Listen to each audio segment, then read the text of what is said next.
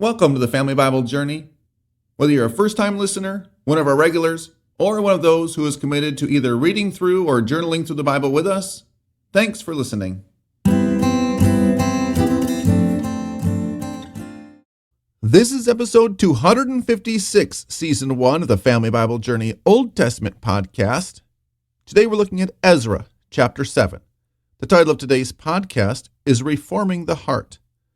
And our key verses for today are chapter 7, verses 21 to 28, where we read, "And I, Artaxerxes the king, make a decree to all the treasurers in the province beyond the river.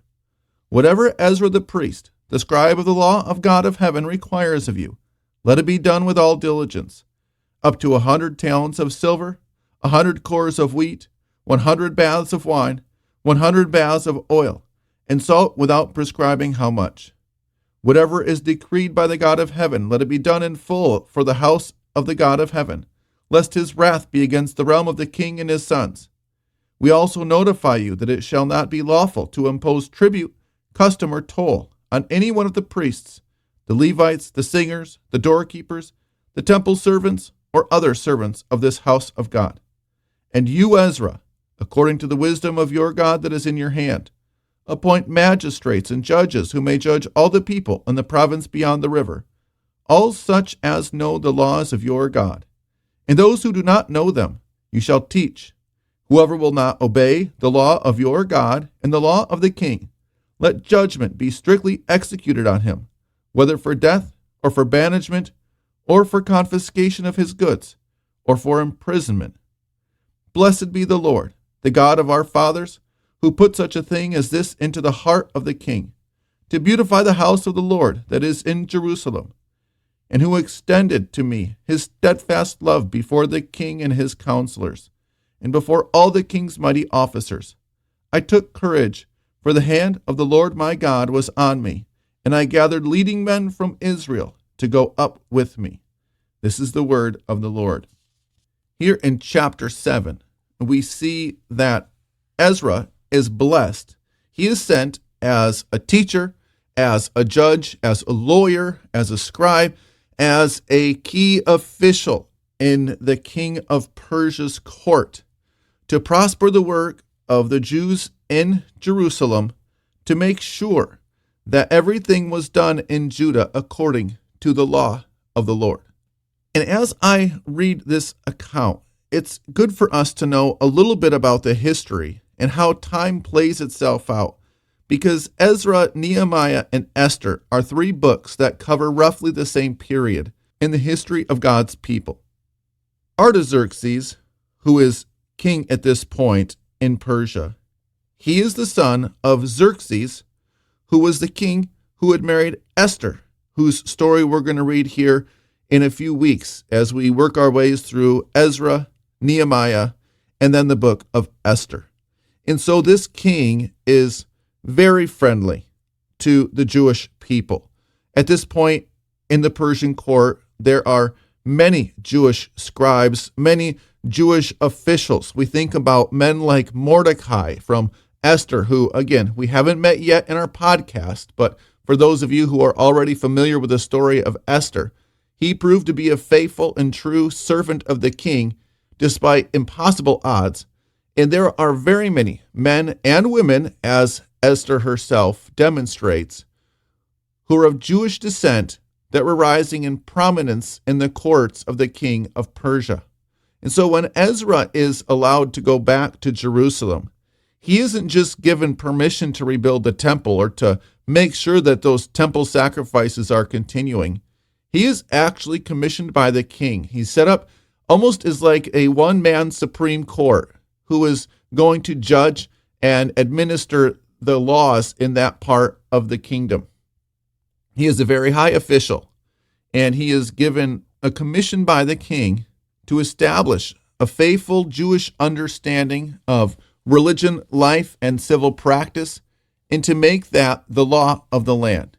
And isn't that a little bit ironic for those of us who have been reading and journaling through the Bible together, that when the Jews were living under the reign of their own kings, that many of their own kings preferred the laws of the people of the land instead of the laws of the God of Moses. But here we have a king who very likely may have actually been brought to faith through the faithful witness of the Queen Mother, Esther, and many of the faithful Jews there in the Persian court at the time, who is commanding and requiring them to practice this faith that God had given through his servant Moses. And Ezra here is the one who is going to be carrying this out. And this tells us an important lesson, because I think that it is much easier for us if we as the people of God think that we're going to be able to just build something or do something great. But if we aren't paying attention to our heart's desires, to why it is that we're doing the things that we're doing for the people of God or for the house of God, that even our greatest hope and our greatest aspirations can be thwarted because we lose sight of the goal and why it is that we're doing what we're doing. If our hearts are not true to God and some other thorn like grows up in there, it could be pride, it could be greed, it could be any other sinful desire. If we let that thing grow up, it can choke the life out of this great project that we are in the midst of and can turn that which is good into a bitter poison. And so Ezra's reason here for going back to the people of God is to instruct them, to teach them, to firmly establish them in the ways of the Lord, so that this great building project and the reconstruction of the temple will not be for naught. Because we know how things ended in that first temple period, with the temple being destroyed and the people being deported and exiled from their own land. In these chapters, we see the faithful Jews not wanting to go back there.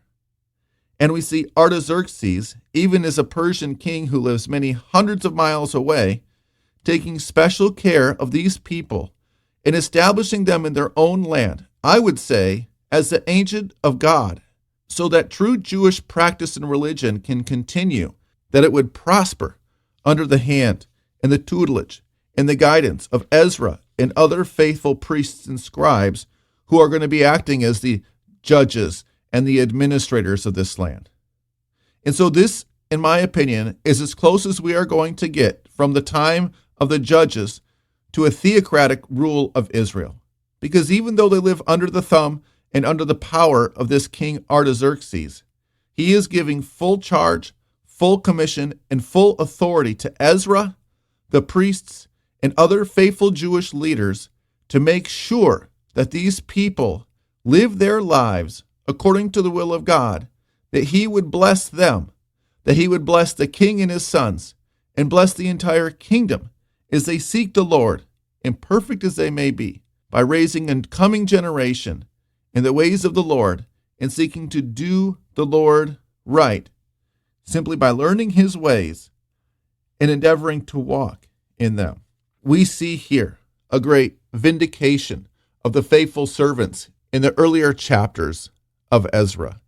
And we see that Ezra now gets to go back as that chosen teacher and leader, appointed by the king, to bring the hearts of the people back to the Lord, that they would be a perpetual blessing to their Persian overlords and everyone that learns the ways of the Lord in and around Jerusalem.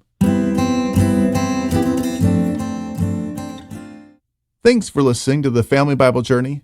If you'd like to help others find us, subscribe to the podcast or share and like our posts and pages.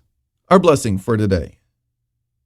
May you always set your heart on the Lord and walking in his way, so that you are spared from needless struggles and prosper along life's way. Amen.